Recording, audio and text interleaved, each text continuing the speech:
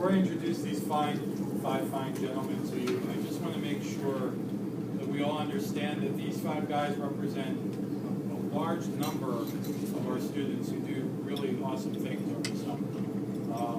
I believe that some of you have already had the opportunity to meet Jamie Cantillo, who spent the summer at Harvard in a neurosurgery program, which is what he wants to be when he grows up.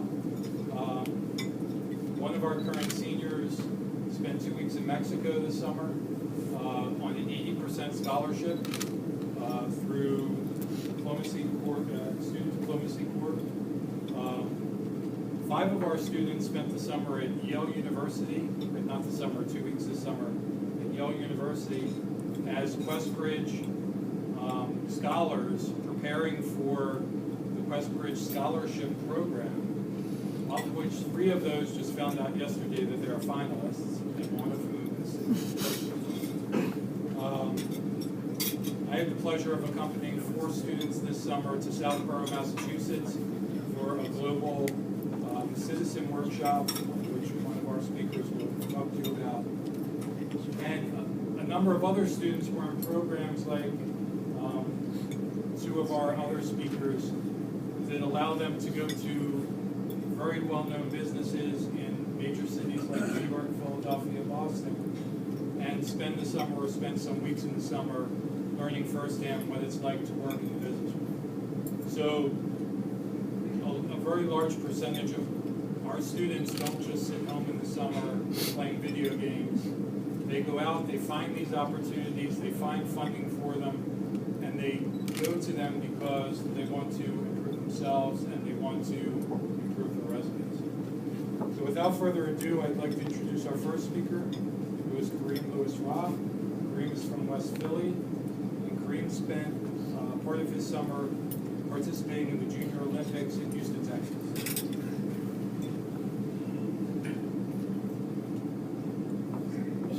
Good morning, everyone. Good morning. I'm Kareem Lewis-Robb from West Philadelphia. I am a junior now. Over the summer, I ran the AU Junior Olympics in Houston. It was my first time actually flying down to Houston by myself, because wherever I go, I always travel with my grandma. It really like Batman Robin. But yeah, back to the story. So when I got down to Houston, I really didn't know how Houston felt, and I really thought it was just like Philly. So I just like, oh, okay, it's going to be regular weather, and but once I left the airport, a gust of heat just hit me out of nowhere, and I was like, oh my goodness, this is how it used to feel. So the entire time we didn't go anywhere, we just stayed in a hotel, been in the air conditioner all night and all day. So while we trained all handles and starts, the track was actually daunting onto my skin. I just didn't know what else to do. I was looking at everyone else like, do you see this happening?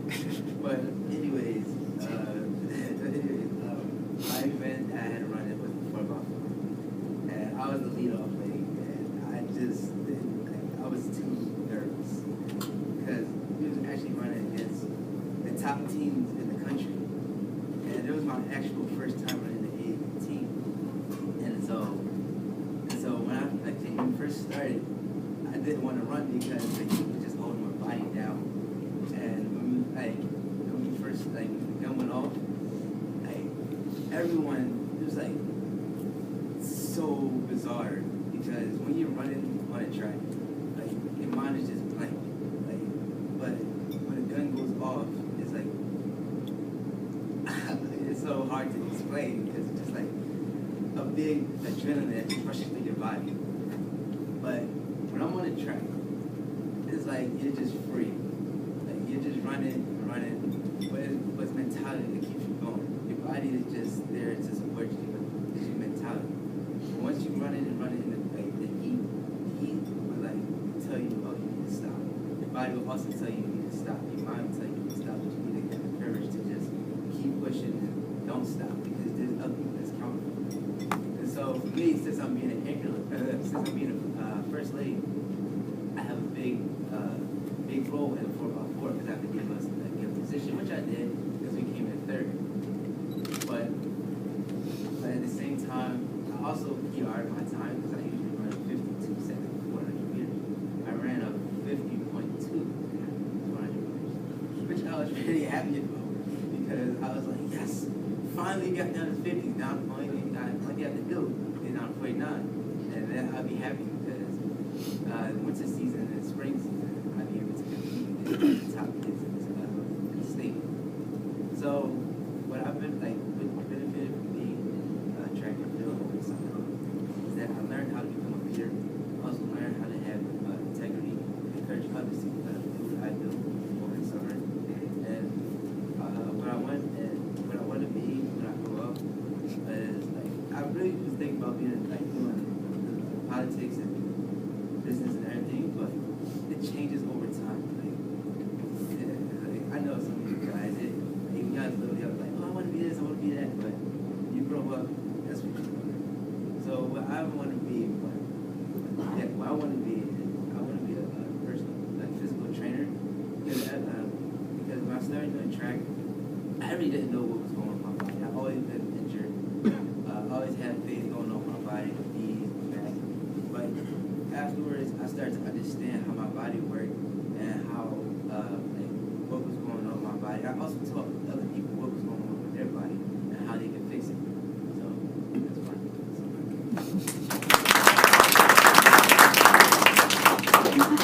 We'll have time at the end for questions for all these guys. Like our next speaker is Anselmo Blanco from Paterson, New Jersey.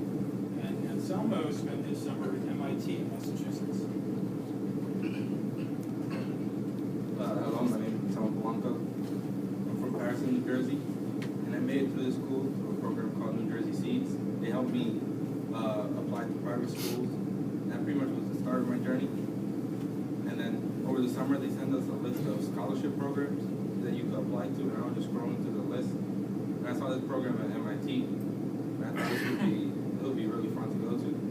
So I started the application, and I tried to apply to the program, but I was just down because I didn't feel like I could get into the program because it's MIT, one of the best colleges in the country. But it was really my biology teacher. She was a professor.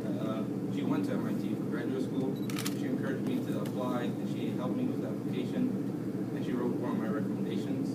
But yeah, I turned that in, and then I waited for months for the results. So I didn't, just went past my mind. I didn't think I was gonna get in, but then the results came out, and I checked the email, and I got in. And the first thing I did was call my mom and told her I got in.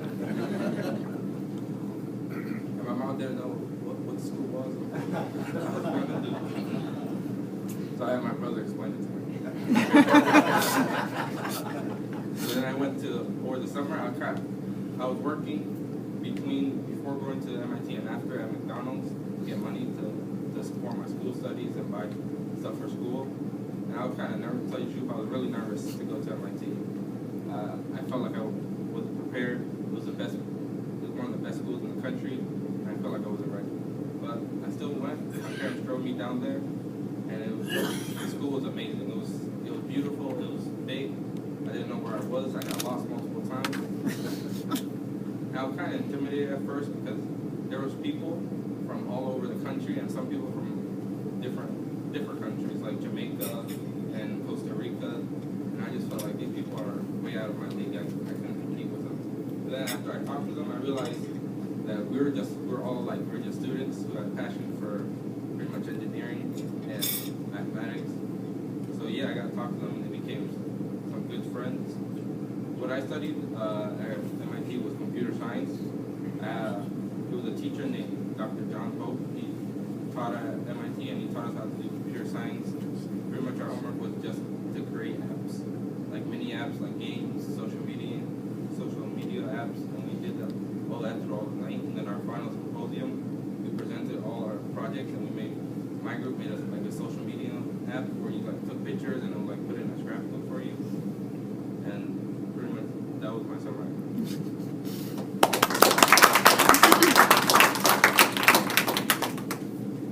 I talk taught myself a new app this summer, and I thought I was really proud of myself.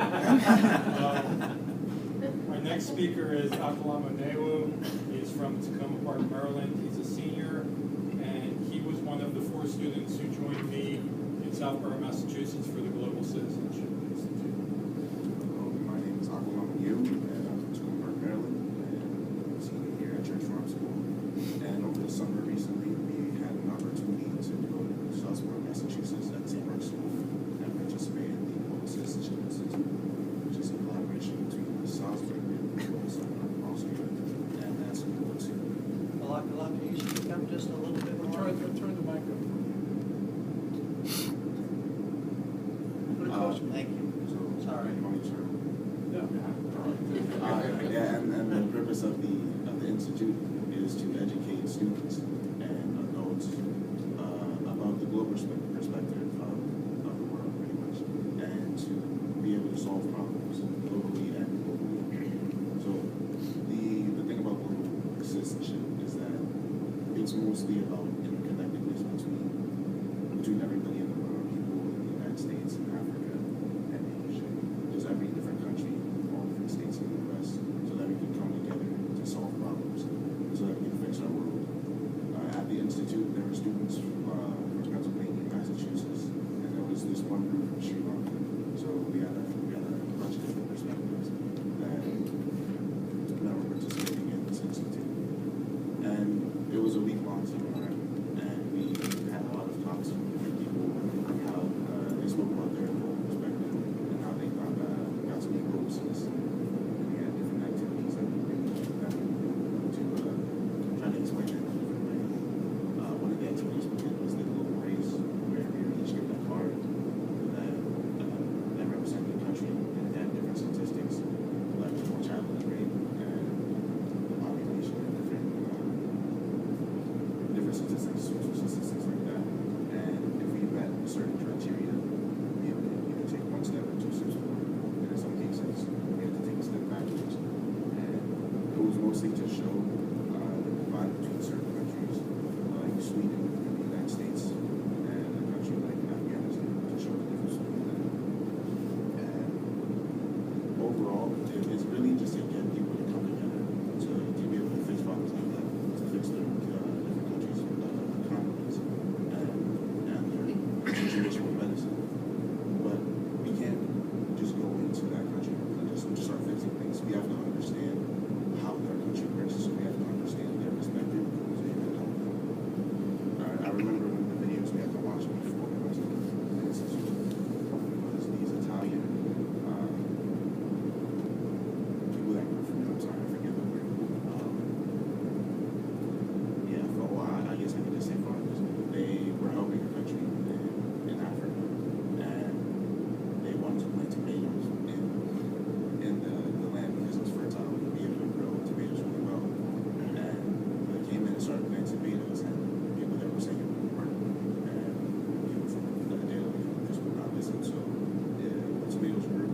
They were ripe. They were bigger than they were in Italy. But then overnight, the hippopotamuses gave the name of tomatoes. And the Italians were saying, why don't you tell us that? And they were saying they did, but they wouldn't listen. So it's really about understanding the different situations so that we can try to help them from there, from your own.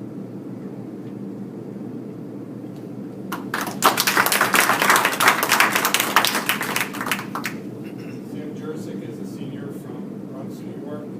Last summer, Sam worked for Microsoft.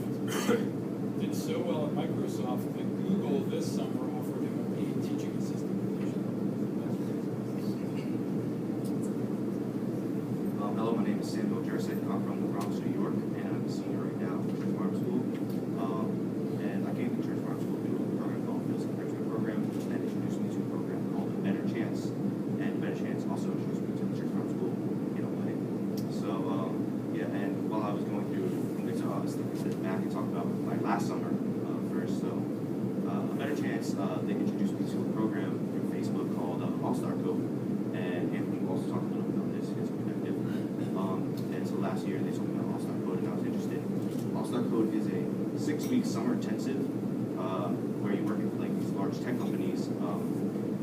directed towards Black and Latino students, and they teach just introductory courses to computer science and entrepreneurship, they train you for entrepreneurship, all of these traits for that matter. And so while I was there, I got into the program. I had an application process, and when I got into the program, I was excited. It was cool because I like having busy summers. I've been having busy summers since for the longest time because all these programs I've been involved in. And I got into Microsoft, and there they taught me multiple languages, and I got to meet employees from around the city and from different locations. So at Microsoft, not only was it an enriching environment to be in, because I got to see kind of the perspective of the work world where it could be in the future. And there I was taught languages such as C, Python, HTML, JavaScript, CSS.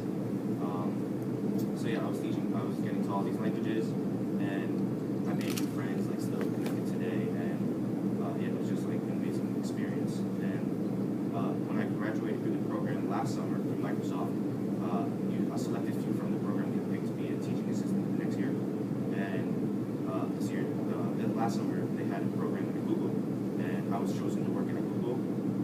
And it was everything you think about Google is true. They ride scooters around to office to office. Instead of stairs, there's ladders on the go by.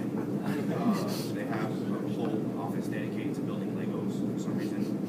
And yeah, it was just an amazing experience to see how going from Microsoft, how corporate and strict and kind of formal it was, and then to go to Google where there's kids walking around in pajamas. And it's just strange. But it was great to see full perspectives and different environments that I could possibly work at when I'm older. And yeah, it was an amazing experience there. I was teaching kids 1 or 2 years, or sometimes even my age. And while I was there, I was teaching them pretty much a similar curriculum that I was taught the summer before. So yeah, I was taught the languages, and it was just kind of an experience. It was, since last year I was a student, it was kind of a flip to see what it could be like being a teacher, as well as not only a leader in the program. So yeah, I was teaching them and also being helped by other teaching assistants. And yeah, it was amazing. We went to different companies. We went to Facebook, YouTube. Well, actually, we went to Microsoft. We went to Facebook, Twitter, Uber, and Spotify, and a bunch of other different companies. And it was amazing. Not only it was I could see all these different companies and see how because they're all really pretty recent, within pretty how far technology has come. And I kind of, it shows that the market that I'm heading into, I know can be sustainable for the future, and how I can evolve into this kind of subject, and know that I can be helpful. Because I know that during technology, I want to do something that's not cool. I like building software, but for my 9th grade grant, my last summer, we had to build final projects at Alsarco, and my final project, it was building. You can choose anything you want to make, but I wanted to do something to help people, so I chose to build a smart gun. Because I noticed that, especially this year and the year before, there's been this crazy amount of mass shootings and school shootings, and we found out that school shootings, the majority of the students that were getting the guns were getting their guns from their parents or their phones. So what we did, we built a fingerprint sensor on the trigger of the gun, and it's been done in some forms, but the greatest part about this is computer science in the world in general is computer scientists, they put their code out there because they want you to dwell on it, and they want you to evolve and change and make it better. So what I did, we made the fingerprint sensor, put it on the gun, and we also made it a platform so you could put it on different things like gun cases and stuff. So we did that, yeah, and then every time the person with the correct fingerprint, they can shoot the gun if they want to. But say if their kid has the gun and they're not on the fingerprint database, the gun wouldn't be able to be fired, and also the owner would get sent a text message notifying where the gun is, and somebody has your gun. So yeah, and this year at Google, that was my Microsoft year that I made that. At Google, since I was a teacher, I was put to a group, and they also I was put to a group because they also had a similar feeling that they wanted to help people with technology. So what they did, they made a it was a kind of alcohol sensor on your car, which is kind of done if you have a high BAC level, when you get arrested, they'll actually put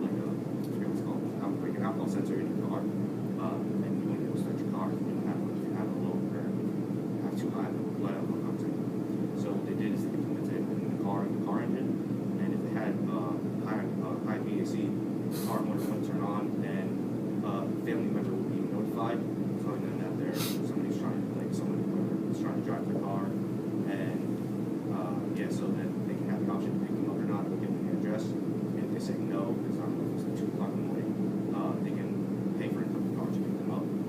So yeah, but it's just like, I know that I want to like use technology and or like to help people, and that's what I feel like my direction is heading towards in the future.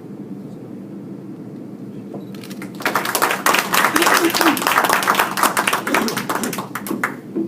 Last but certainly not least is Anthony Balbasing, who's a junior from Brooklyn, New York. And Anthony spent the summer working at Goldman Sachs. Hello, my name is Anthony Balbasing. I'm 16 years old and I'm from Brooklyn, New York. And this summer I got accepted to this program called All-Star Code, where they teach you coding. I mean, I've been coding for a while now. I think I've been coding since I was 8 years old. And then I got accepted to this program. I was like, oh wow, this is just even better. But what I realized, it completely changed my experience and view on how the whole world works.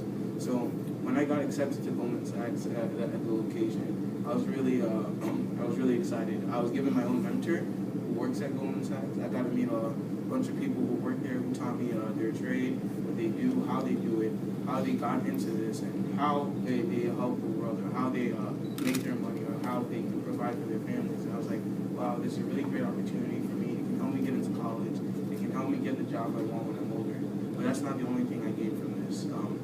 During my time there, I learned how to use so much different languages. I learned more. I developed games.